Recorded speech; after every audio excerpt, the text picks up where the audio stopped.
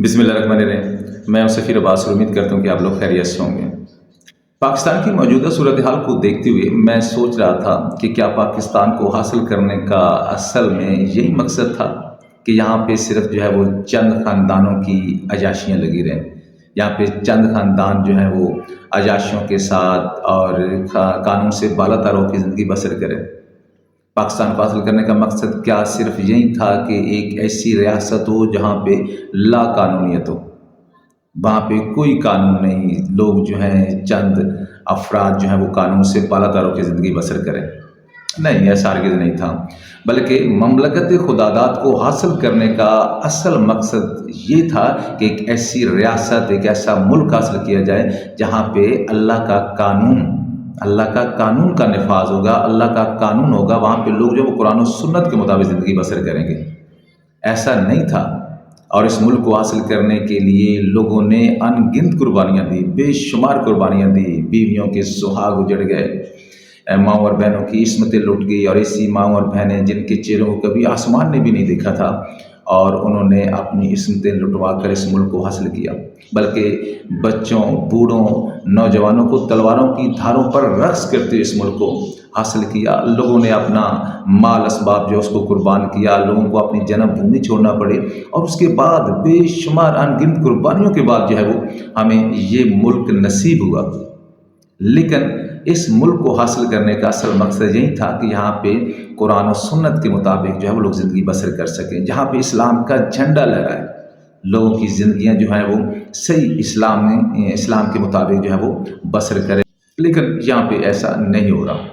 तो सवाल ये बनता है कि लोग इस्लाम का नफाज क्यों चाहते हैं, लोग इस्लामी निज़ाम का जो है वो मुतालबा क्यों कर रहे हैं। इस्लामी निज़ाम का मुतालबा करने की एक ही वजह है कि लोग जिनको अपने सर आँखों पे बिठाते हैं, जिनको अपनी जो है वो ज़िंदगियों में दुखों का मदावा समझते हैं, उनको असम्बलियों में भेजते हैं, तो वो असम्बलियों में बैठकर कुर्सी के लिए एक दूसरे की टांग खींचना शुरू कर देते हैं, और आवाम को भूल जाते हैं, और आवाम उनको फिर उस वक्त कहीं भी नज़र नहीं आती। वो लोग जिनको वो अपने सर आँखों पर बिठा के असम्बलियों में लेके आते हैं, वही लोग फिर बाद में उनकी जानों के दुश्मन बन जाते हैं।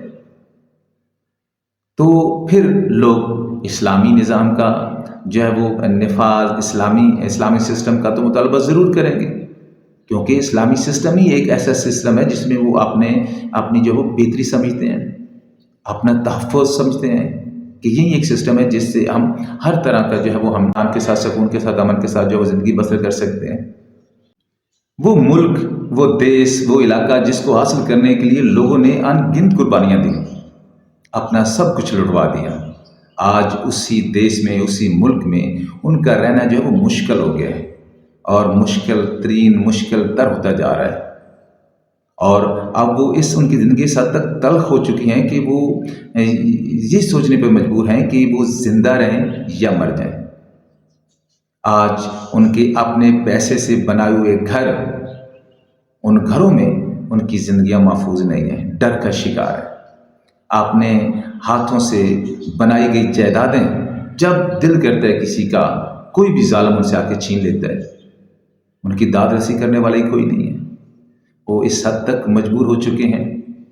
आज हुक्मरानों के दीवारों के साए तले लोगों का कत्ल हो रहा है, लोग मर रहे हैं, लेकिन कातलों का कोई पता नहीं चलता कि कौन किसको मार रहा है।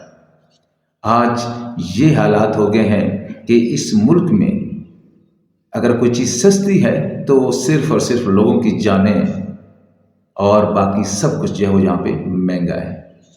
इसीलिए तो लोग इस्लाम के नफाज का मुतालबा कर रहे हैं, इसीलिए तो लोग इस्लामी सिस्टम का मुतालबा कर रहे हैं कि इस्लामी सिस्टम को जो है वो उसका नफाज जो है वो उसको अमल में लाया जाए। लोग आज भी जो है वो मिसालें देते हैं कि खुलफाए राशिदीन के दौर की, वो दौर जब उसके बारे में वो पढ़ते हैं कि उस दौर में खुलफाए राशिदीन ने अपने लोगों की, अपने अवाम की कैसे खिदमत की, तो फिर उनको रश्क आता है कि क्या खूबसूरत इस्लामिक सिस्टम था।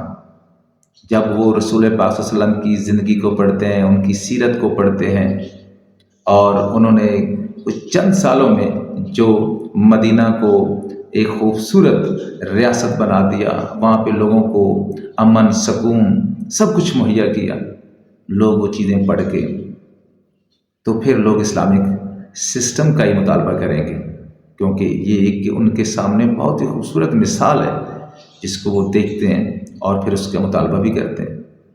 حالات کو دیکھتے ہوئے لوگ اسلامی نفاذ کا مطالبہ اس لیے کرتے ہیں کیونکہ اسلام ہی لوگوں کی زندگیوں کا جو ہے وہ ان لوگوں کی زندگیوں کی بہتری، آرام، سکون، تحفظ کا جو ہے وہ ضامن ہے، تو لوگ اسلامی نفاذ کا ہی مطالبہ کریں گے۔ اس وقت پاکستان کو متعدد چیلنجز کا سامنا ہے، کوئی ایک دو مسائل نہیں، یہ بے شمار مسائل ہیں، جن میں سے سب سے بڑا مسئلہ جو ہے وہ اس وقت پاکستان میں جو ہے وہ سیاسی عدم استحکام ہے۔ اس کے بعد ہمارے جو ہے وہ سیکیورٹی کے مسائل ہیں، ہمارے ایجوکیشن کے مسائل ہیں۔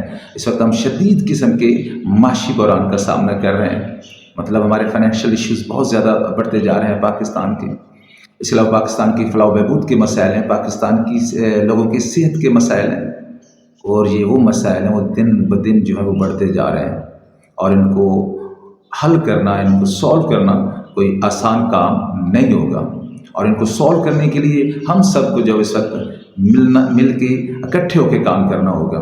سول حکومت اور سول سوسائٹی کو مل کے اجتماعی جو ہے وہ کوششیں کرنی ہوگی۔ پاکستان کے یہ جو مسائل ہیں، اس وقت پاکستان کو بے شمار بحرانوں کا جو ہے وہ سامنا ہے، بے شمار کرائسس ہیں جن کو پاکستان جو وہ فیس کر رہا ہے، اور وہ ان کو حل کرنا کوئی آسان کام نہیں ہے۔ تو ان کو حل کرنے کے لیے ہم سب کو ایک ہونا پڑے گا، ہم سب کو اپنی اناؤں کو چھوڑ کے ملک کی سالمیت کے بارے میں سوچنا ہوگا۔ ہمارا یہ جو خوبصورت ملک ہے جہاں پہ ہم سب جو ہے بڑی عزت کے ساتھ، سکون کے ساتھ، امن کے ساتھ جو ہے اپنی جو ہے وہ اسلامک کے مطابق اسلامک روایات کے مطابق جو ہے وہ زندگیاں بسر کر رہے ہیں، اور اس کو ہم نے مزید مستحکم اور مضبوط بنانا ہے تاکہ ہم اور ہماری آنے والی نسلیں جو ہیں وہ یہاں پہ عزت کے ساتھ، امن کے ساتھ، سکون کے ساتھ، تحفظ کے ساتھ جو وہ زندگیاں بسر کر سکیں۔